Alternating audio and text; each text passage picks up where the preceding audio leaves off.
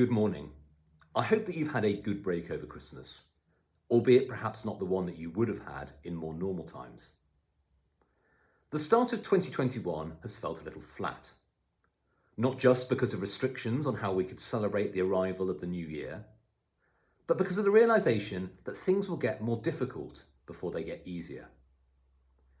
Our Michaelmas term finished on a high with Festive Friday, a wonderful Christmas meal and silent disco for boarders, carols around the close, and a lovely virtual carol service.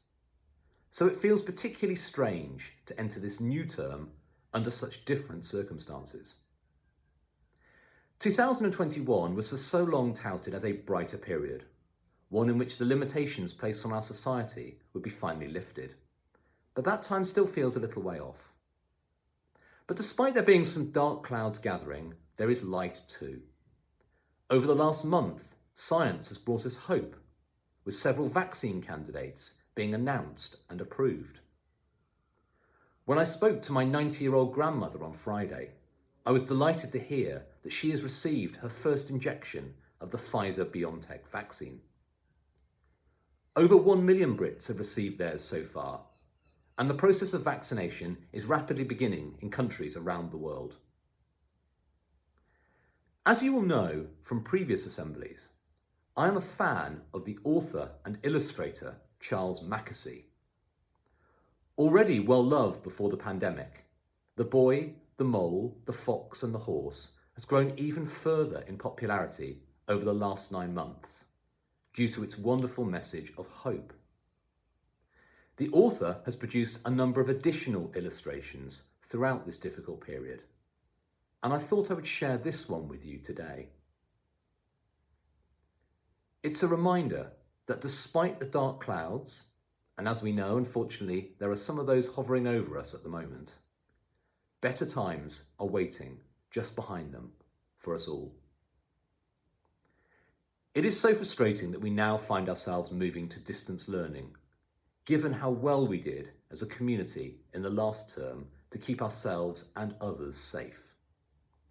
We must all ensure that when face-to-face learning resumes, hopefully straight after half term, we are as fastidious, or even more so than before, with regards to safety and hygiene. I should warn you that when we do return, we may have some additional measures to work with. The UK government are considering making the wearing of face coverings a requirement, not just in indoor communal spaces, but in classrooms as well. And for those of you who watch or read the news, or perhaps have seen the letter I sent to your parents over the break, you will be aware that mass testing of asymptomatic pupils and staff, that is to say those who are not exhibiting any symptoms of coronavirus, will be introduced in schools. Whilst testing is not compulsory, and nobody should be made to feel bad if they choose not to participate, this is a very useful addition to the already rigorous safety measures we have in place.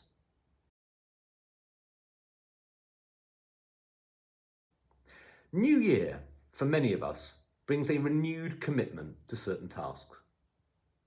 Known as New Year's resolutions, the origins of these good intentions can be traced right back through history. Babylonians would make promises to their gods at the start of each year that they would return objects and pay their debts. The Romans would begin each year making promises to their god Janus, after whom the month of January is named. In the medieval period, knights took the peacock vow at the end of the Christmas season, where they reaffirmed their commitment to chivalry. It is estimated, although I'm not sure how accurately, that by the start of the 21st century, around 40% of people in Western civilization form New Year's resolutions. Interestingly, an American study revealed that those who make such resolutions, and most commonly to lose weight, to exercise, or to quit smoking, were over 10 times more likely to succeed than those who decide to make life changes at other times of the year. Perhaps there really is wisdom in this ancient practice, and that is why it is a tradition that has endured for so many thousands of years. On Sunday, I emailed pupils and staff to try and find out what resolutions have been made within our community for 2021. I've spared blushes by keeping them anonymous, but here are some of the things that are important to pupils and staff in the coming period.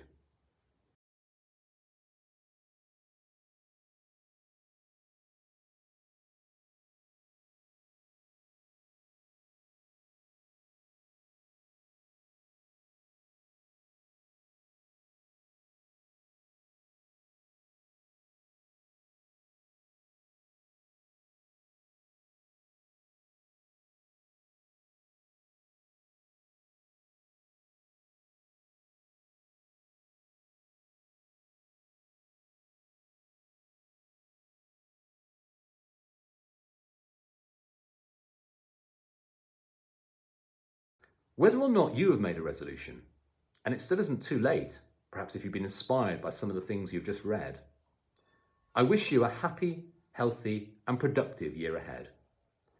I really look forward to us all coming together again at the college, hopefully in a month or so's time.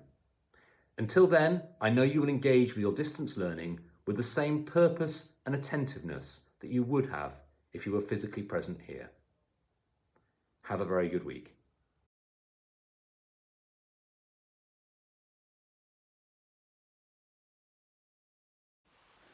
Welcome back after the Christmas break. I hope that everyone managed to enjoy it and are ready to start the new year and new term in a positive and hard-working manner. This morning, I'm going to be talking about new beginnings, as we have entered into a new year, and I would like to think that this one is going to be much better for everyone. It's quite hard for me to remember my new beginning at this school, as it was nearly 15 years ago, but I've had several new beginnings here, moving from the junior school to primary and then to the senior school. However, for others, it may have been much more recent. Whenever you joined, we were all new once. All of us were new, including the staff, and believe it or not, even Mr. Hill was a newbie at one point when he joined, in the 1800s. As we enter a new year, starting a fresh new term, I want to urge you to grasp the opportunities that are presented to you at Dover College, to make a new beginning in order to create a new memorable chapter in all of your lives, whether that's simply in day-to-day life, or whether you go out of your way to try something new and make an impression. What I'm trying to get at is last year was an extremely tough one for everyone, so we need to ensure that this year is much better, because before you know it, this year will be over as well. New beginnings can be both rewarding as well as challenging, but that is what makes life. That is what makes us build upon our life experiences, thinking differently and moving forward. Thank you, and have a great first half of term.